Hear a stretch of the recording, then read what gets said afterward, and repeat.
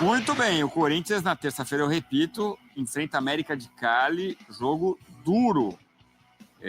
Depois de perder por Huracan, precisa da vitória, ou pelo menos um empate lá, né? Bom, neste sábado foi tranquilão. 53% de posse de bola, 47% do Vasco. O Vasco finalizou mais, 10-6, certas 3-3, grandes chances 4-3, ações na área rival 14-10. O Corinthians poderia ter vencido por 5, mas teve 2 gols anulados. E a gente viu ali o Ramon falando que, e o Emiliano, né, que é um time que ainda oscila muito e tá devendo nas Copas. E às vezes os números são mentirosos também, viu, Edu? Porque você olha ali para os números, assim, a posse de bola é parecida, né? Tem um percentual menor ali, as chances, chutes a gol também, o Vasco, os números são maiores, mas assim, não resumem o que foi o jogo, sabe? Assim, os nossos melhores momentos são muito mais lances do Corinthians do que do Vasco. Exatamente, até pela efetividade também, né? A gente pode olhar dessa forma.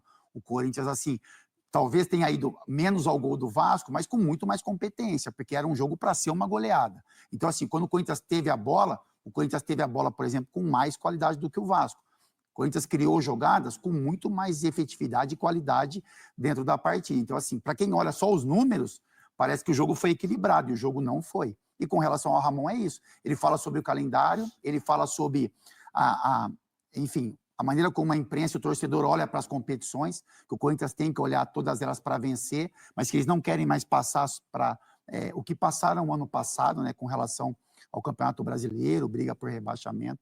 E, enfim, mas é uma vitória que traz algo positivo para os jogadores e para a comissão técnica também. Pelo que a gente tem ali durante a semana, o que vem, faria mais sentido o Corinthians poupar jogadores do que o Vasco, porque a parada do Corinthians é muito mais difícil, eu repito, contra o América de Cali.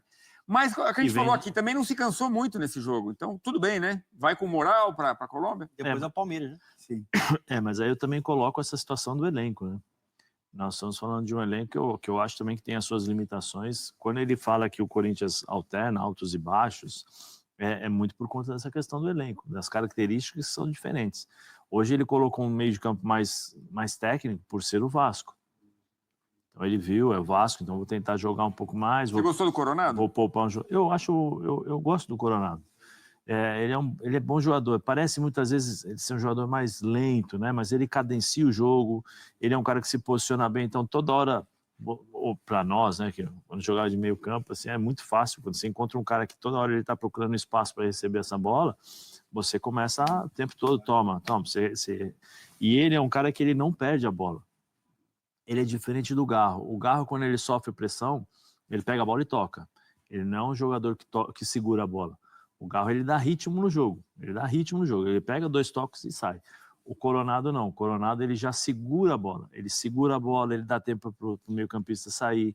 Ele não desperdiça, né? Se ele tiver que segurar a bola até ele receber a falta, ou se não, ele encontrar o jogador do Corinthians numa boa posição, num bom posicionamento e livre, ele alterna muito a qualidade de jogo. Eu acho ele bom jogador. Ele fala que ele precisa de uma sequência de jogos. E agora essa sequência está aí, porque o Garro está fora de combate por um tempo. Não, eu acho que o ano passado, no final do ano, eu acho que ele foi o jogador que acabou em melhor condição, eu acho. Ele teve uma sequência de jogos, ele jogou muito bem, ele, o Carrijo. Né, para mim são os principais jogadores. Ele, Carrijo, o Martinez, o próprio o Garro também foi muito bem, mas às vezes que o Coronado jogou e foi... eu acho que ele jogou bem. Eu gosto do Coronado também tecnicamente, estou muito, né, na linha do Zé, só que acho que contra um time mais forte, e o Corinthians vai ser mais exigido na parte defensiva, não dá para entrar com esse meio campo. Porque, assim, eu acho, o Coronado, o Carrilho, o Bidon, o Carrilho, o Bidon e o Memphis, eu acho que a corda pode estourar lá atrás. Eu acho que é mais assim, eu acho que é mais no lado do Bidon. Na do Bidon, você acha que... Bidon, eu acho que é Bidon. O Bidon, eu falei já, na época eu estava no F90, eu não sei se os preparadores físicos, eu não sei como é que funciona isso lá no Corinthians, departamento de nutricionista, que assim, o Bidon, tecnicamente, eu acho que dentro do meio campo do Corinthians, o Bidon, acho que é aquele que a bola cola no pé. Muito bom. O Bidon, ele cola a bola no pé. Ele deve ter uma base de futsal gigantesca, né? Porque quando ele domina a bola, ele domina já de cabeça erguida, olhando. Ele tem essa jogada antes, né, Zé? Ele já tem, ele já sabe. O problema do Bidon é a parte física. Franzino. Ele contra o bom time do América de Cali. Provavelmente ele não vai jogar. Ele vai no Você banco. imagina quem na meiuca? Eu acho que vai jogar o Martinez. Disputa, como vem acontecendo, você vai perder para o atacante de qualidade, assim. Então é algo que chama atenção negativamente para esse Corinthians em vários jogos, né? E eu olho muito para isso também. É algo que precisa ser corrigido, porque em jogos grandes, em jogos maiores, com atacantes de qualidade, o Corinthians tem sofrido. Só 2 pontos rapidamente, né? Tem uma bola do João Vitor que ele quase faz o gol. O João Vitor que teve uma péssima partida hoje na defesa do Vasco. E uma outra questão é, sem o Garro, hoje entrou com o Coronado. Em outra oportunidade pode entrar com o Romero, com o Thales Magno. Eu acho que é muito importante para o Ramon não desfazer a dupla Memphis e o Roberto. Porque em algumas oportunidades ele pode colocar o Romero, fecha um pouco mais pelo lado, puxa o Memphis para jogar um pouco mais por dentro, ou puxa o Memphis para jogar por dentro e coloca o Romero para jogar numa dupla de ataque, ou o Thales Magno junto com o Roberto. Acho que desfazer essa dupla vai ser prejudicial para o melhor funcionamento do sistema defensivo do Corinthians. Sistema ofensivo do Corinthians. Os dois jogaram muito bem hoje, né? Destruíram. Roberto, muito bem. Assistência, gol, trocaram, Memphis. Números do holandês na tela para a gente conversar aqui no Sport Center. Fazia mais de mês que não marcava e marcou 2, só um valeu, né? Líder em assistência também, uma assistência, 2 finalizações certas, 2 chances criadas, 4 ações na área rival, 8 duelos ofensivos. Teve 2. Estou aqui com o Verratti. Verratti, misturar a equipe mesclada, fez diferença para vocês? Como que você tem visto as mudanças do Vasco?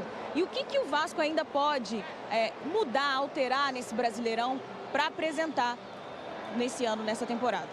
Cara, no hay time misturado. Acá hay un equipo, un grupo que tem que estar pronto quando toca jugar a cada um. A gente tem que ser inteligente porque tem ano longe, tem muito jogo, muito campeonato por disputar, mas tem muito por melhorar. Eu não gosto de falar quando não me toca jogar, mas corresponde falar. E a gente comete errores muito infantiles que sirven os goles para o equipo adversário. Somos um time que toma muito gol desde o ano passado, mas eu não quero falar que é um problema da defesa, um problema do time inteiro.